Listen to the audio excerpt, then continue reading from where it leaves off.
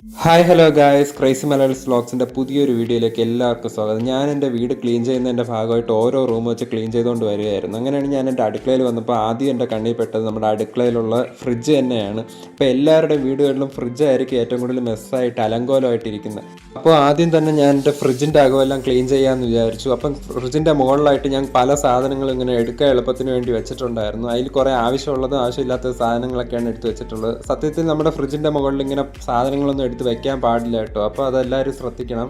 എന്തായാലും ഞാൻ എൻ്റെ ഫ്രിഡ്ജിൻ്റെ മുകളിലൊരു കവർ വാങ്ങിച്ചിട്ടിട്ടുണ്ട്. അതുകൊണ്ട് തന്നെ ഫ്രിഡ്ജിൻ്റെ മുകളിലൊക്കെ ക്ലീൻ ചെയ്യാൻ എളുപ്പമാണ്. പൊടിയൊന്നും അധികം പിടിച്ചിട്ടില്ല. നമുക്ക് പൊടി വരികയാണെങ്കിൽ പെട്ടെന്ന് തൂത്ത് മാറ്റാൻ പറ്റും. അതുപോലെ ഞാൻ ഏതോ കേക്കിൻ്റെ ബേസൊക്കെയാണ് എടുത്തു വെച്ചിട്ടുള്ളത്. ഇതൊക്കെ എന്തിനാണ് എടുത്തു വെച്ചതെന്ന് എനിക്ക് തന്നെ അറിയില്ല കേട്ടോ. അപ്പോൾ ഞാൻ എൻ്റെ ഫ്രിഡ്ജിൻ്റെ മോൾ ഭാഗമൊക്കെ നല്ല പെട്ടെന്ന് തന്നെ ക്ലീൻ ചെയ്ത് തുടച്ചിട്ടുണ്ട്. അപ്പോൾ ഈ നമ്മുടെ ഫ്രിഡ്ജിൻ്റെ അകമാണ് ഇനി ക്ലീൻ ചെയ്യാനുള്ളത്. നമ്മൾ 6 മാസത്തിലൊരിക്കലെങ്കിലും നമ്മുടെ ഫ്രിഡ്ജൊക്കെ ക്ലീൻ ചെയ്യണം കേട്ടോ. ഞാനിത് എത്രയോ നാളായി ഇത് ക്ലീൻ ചെയ്തിട്ട്. അപ്പോൾ എൻ്റെ കയ്യിൽ കുറേ ബട്ടറൊക്കെ ഇരിക്കുകയായിരുന്നു. ഇതൊക്കെ എക്സ്പയർ ഡേറ്റൊക്കെ കഴിഞ്ഞ് കേടായതൊക്കെയാണ് കേട്ടോ.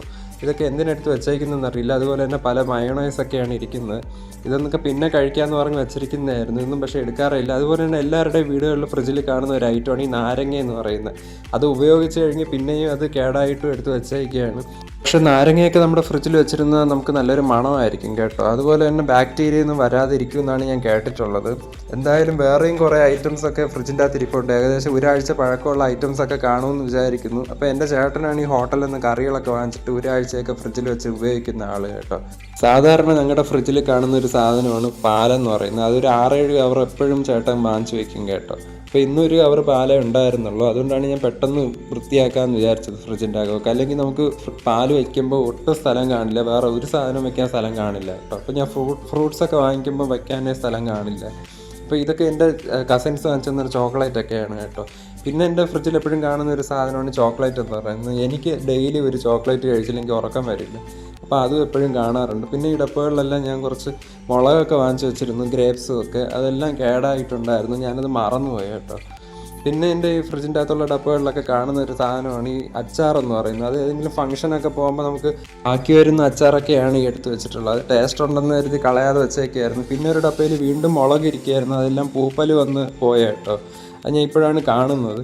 അതുപോലെ ഞാൻ തേന് വാങ്ങിച്ച് വെച്ചിട്ട് അത് ഉറുമ്പിനെ കരുതി ഞാൻ ഫ്രിഡ്ജിൽ വെച്ചു. അത് തണുപ്പടിച്ചിട്ടെല്ലാം ക്രിസ്റ്റൽ പോലെ കട്ടി പിടിച്ചിരിക്കുകയാണ്. പിന്നെ തേന് കേടാവാത്തതുകൊണ്ട് നമുക്ക് യൂസ് ചെയ്യാമെന്ന് വിചാരിക്കുന്നു.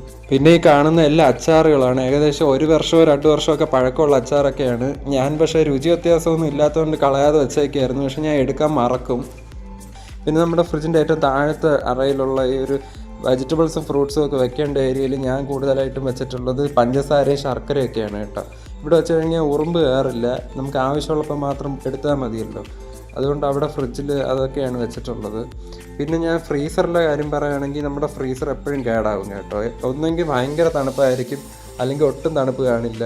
അപ്പോൾ എന്തായാലും ഇതിൽ ഫ്രീസറിൽ നമ്മൾ ഐസ്ക്രീമൊക്കെ വാങ്ങിച്ച് വയ്ക്കുകയാണെങ്കിൽ അതൊക്കെ കല്ല് പോലെ തണുത്തു പോകും. പിന്നെ നമുക്ക് എടുക്കാൻ പാടായിരിക്കും. അതുകൊണ്ട് ഫ്രീസറിൽ എപ്പോഴും വെള്ളമാണ് വയ്ക്കുന്നത്. കാരണം എൻ്റെ ചേട്ടൻ എപ്പോഴും ഐസി ആയിട്ടുള്ള വെള്ളം കുടിക്കുന്നതാണ് ഇഷ്ടം. അവന് എപ്പോഴും ചൂടാണെന്നാണ് പറയുന്നത്. അതുകൊണ്ട് അവന് നല്ല തണുത്ത വെള്ളം കുടിക്കുന്നതാണ് ഇഷ്ടം കേട്ടോ.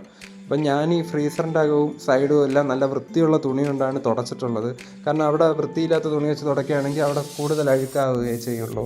അവിടെ വലിയ അഴുക്കില്ലാത്തത് കൊണ്ടാണ് കേട്ടോ നല്ല തുണി വെച്ച് തുടച്ച്.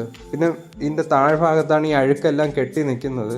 നമ്മൾ ഫ്രീസറിൽ നിന്നുള്ള വെള്ളവും അതുപോലെ തന്നെ നമ്മൾ ചിക്കനും വെജിറ്റബിൾസും ഒക്കെ വാങ്ങിച്ച് വയ്ക്കുമ്പോൾ അതിൽ നിന്നൊക്കെ ഉള്ള വെള്ളവും കറികളൊക്കെ എന്തെങ്കിലുമൊക്കെ വീണിട്ടുള്ള അഴുക്കും എല്ലാം ഇവിടെയാണ് വന്ന് കെട്ടി നിൽക്കുന്നത്. അത് ക്ലീൻ ചെയ്യാൻ നല്ല പ്രയാസമായിരുന്നു. അത് നല്ലപോലെ ഞാൻ സ്ക്രബ്ബറൊക്കെ വെച്ച് നല്ല ചുരണ്ടിയൊക്കെയാണ് കഴുകിയത്.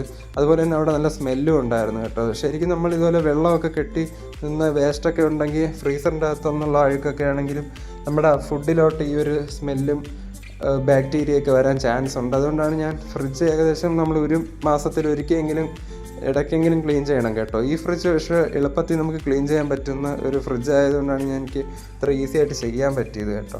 പിന്നെ ഈ ഫ്രിഡ്ജ് എൻ്റെ അമ്മൂമ്മയുടെ ഫ്രിഡ്ജായിരുന്നു. ഇത് പുതിയ ഫ്രിഡ്ജായിരുന്നു. 1 വർഷമൊക്കെ അമ്മൂമ്മ യൂസ് ചെയ്തിട്ടുള്ളൂ. അപ്പോഴേക്കും പിന്നെ അമ്മൂമ്മ പാചകമൊക്കെ നിർത്തി. പ്രായമൊക്കെ ആയതുകൊണ്ട് പിന്നെ വലിയതായിട്ട് നമ്മളെ ബുദ്ധിമുട്ടിക്കാനൊന്നും പോയില്ല. അപ്പോൾ അമ്മൂമ്മ അങ്ങനെ ഫുഡൊക്കെ നമ്മൾക്ക് അങ്ങനെ ഉണ്ടാക്കി തരുമായിരുന്നു കേട്ടോ പണ്ട്. അപ്പോൾ ഞങ്ങളുടെ ഫ്രിഡ്ജ് ആ സമയത്തായിരുന്നു കേടായിരുന്നു. അപ്പോൾ അമ്മമ്മ പറഞ്ഞു ഈ ഫ്രിഡ്ജ് നമ്മളടുത്ത് എടുത്തോളാൻ പറഞ്ഞു. അങ്ങനെ ഈ ഫ്രിഡ്ജ് ഞങ്ങൾക്ക് കിട്ടി കേട്ടോ. ഞങ്ങളുടെ പഴയ ഫ്രിഡ്ജ് കുറച്ചുകൂടി വലിയ ഫ്രിഡ്ജായിരുന്നു, ഡബിൾ ഡോറിൻ്റെ. പക്ഷേ അത് ക്ലീൻ ചെയ്യാൻ നല്ല പ്രയാസമായിരുന്നു.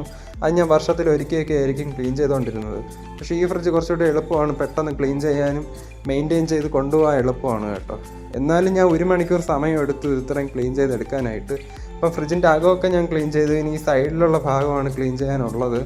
അപ്പോൾ ഇതെല്ലാം നമുക്ക് പെട്ടെന്ന് ക്ലീൻ ചെയ്ത് പോകാൻ പറ്റും. പിന്നെ എൻ്റെ ഫ്രിഡ്ജിൽ എപ്പോഴും കാണുന്ന സാധനം എന്ന് പറഞ്ഞാൽ വെള്ളമാണ് കേട്ടോ. നമ്മൾ എപ്പോഴും കുടിക്കാനായിട്ട് തണുത്ത വെള്ളമാണ് യൂസ് ചെയ്യുന്നത്.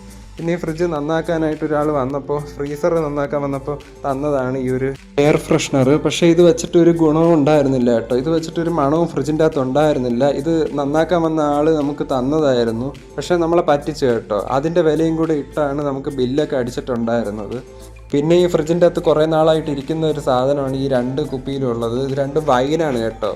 2 വെറൈറ്റി വൈനാണ്. ഒന്നെന്ന് പറയുന്നത് നോർമൽ വൈനും, ഒന്ന് ഈ പള്ളികളിലൊക്കെ കൊടുക്കുന്ന കമ്മ്യൂണിയൻ വൈനാണ്. അത് കുറച്ചുകൂടി ഗ്രേപ്പ് ജ്യൂസ് പോലെയൊക്കെയാണ് ടേസ്റ്റ് ഉള്ളത്. അതെനിക്കൊരു ആൻറ്റി തന്നതാണ് കേട്ടോ. അത് ഏകദേശം 6-7 വർഷമായിട്ട് എൻ്റെ ഫ്രിഡ്ജിൽ ഇരിക്കുന്നതാണ്. പിന്നെ വൈൻ കേടാവില്ല, അത് ഇരിക്കും തോറും അതിൻ്റെ വീര്യം കൂടുമെന്നാണ് ഞാൻ കേട്ടിട്ടുള്ളത്. ഞാൻ പക്ഷേ അതിൽ വെള്ളമൊക്കെ ഒഴിച്ചാണ് കേട്ടോ കുടിക്കാറ്. എനിക്ക് അതിൻ്റെ ടേസ്റ്റ് അത്ര ഇഷ്ടമല്ല.